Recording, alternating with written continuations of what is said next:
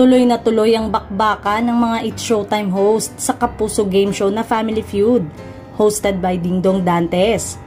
Nakapag-taping na last Saturday ang mga taga Showtime sa naturang programa kung saan hinati sila sa dalawang grupo, ang team ni Vice Ganda at team Ann Curtis.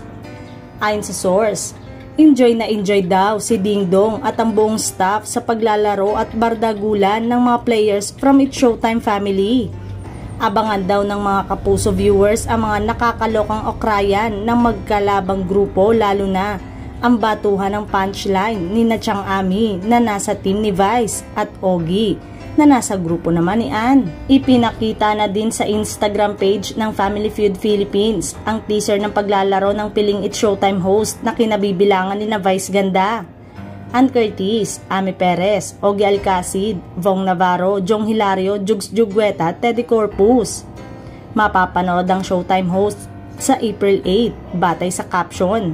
Sa April 9 naman ang host ng The Bubay and Tekla Show.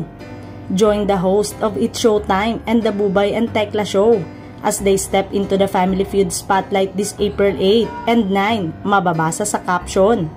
Bahagi pa rin ito ng promotion ng pag-ere ng Kapamilya Noontime Show sa time slot na binakante ng tahanang pinakamasaya. Mapapanood ito hindi lamang sa GTV kundi sa main GMA network na rin. Ngunit ang mga netizen, may isang host na hinahanap at bakit hindi raw kasama sa lineup. Walang iba kundi si Karil na ex-girlfriend ni Dingdong Dantes bago mapangasawa si kapuso primetime queen Marian Rivera. Bakit wala si Kay? Wala naman si Karil. Wala si Karil. Sana sinama si Karil para rayo talaga. Where's Karil? Lagi siyang wala. Matatandaan ng bumisita ang Dongyan sa It's Showtime para i-promote ang pelikula nilang Rewind.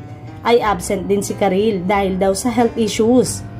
Umiiwas na naman ba ang actress at TV host sa ex-boyfriend niyang si Dingdong Dantes?